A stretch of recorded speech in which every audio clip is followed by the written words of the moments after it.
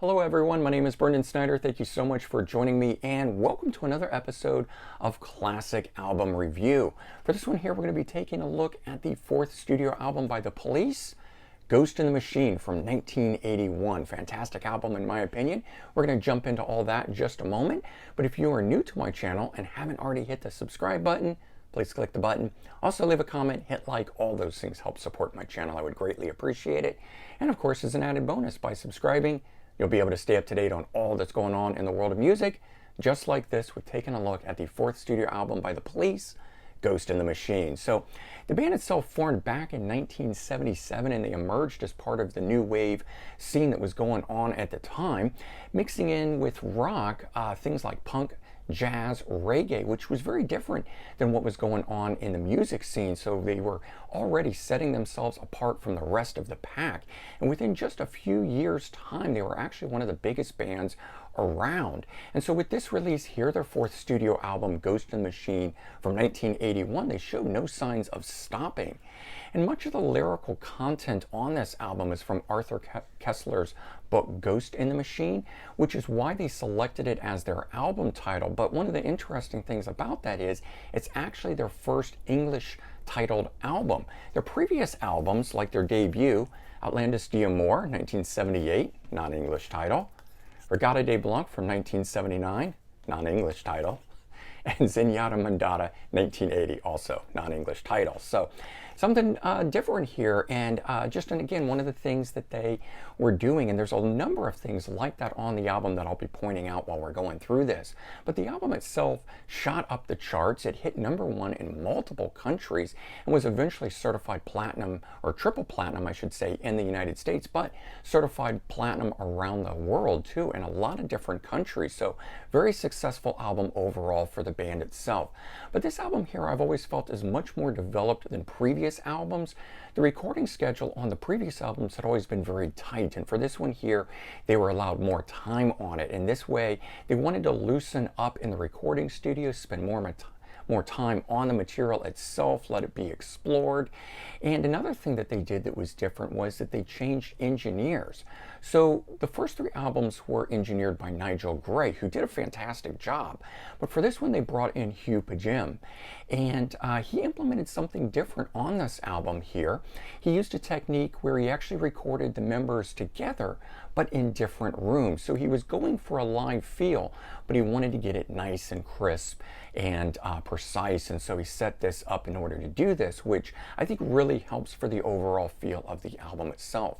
But another thing that this album marked a shift in was that it was the first album to feature heavy use of keyboards and horns on it.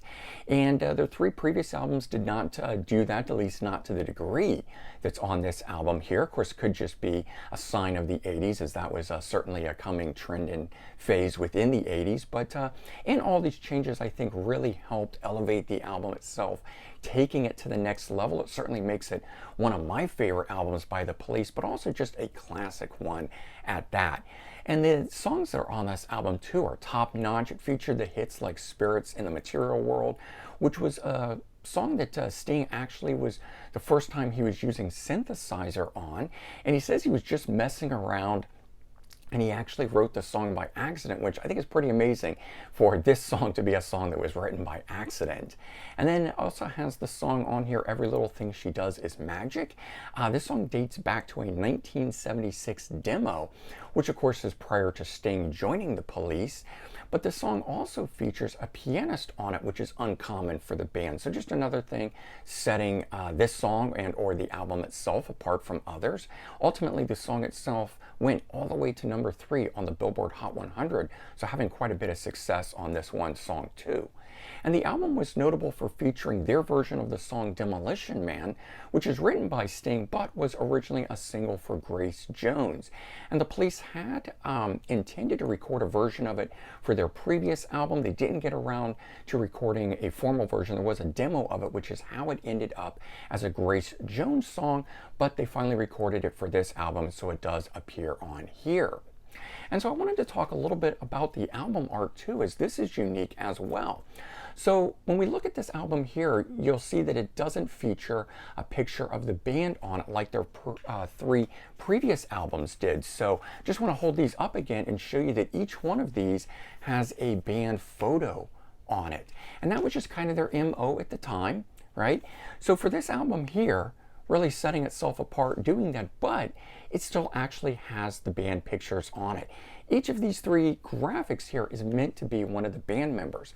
They hired Mick Haggerty to create this graphic here, and he did it doing the distinctive style of their hair. And from left to right, we've got Andy Summers, Sting in the middle, and Stuart Copeland here on the end. I was only ever really able to tell that that middle one with the spiky hair look was Sting, but I thought that was kind of a cool thing that all other albums having band photos on it, and even though this one here looked like it didn't, it really did.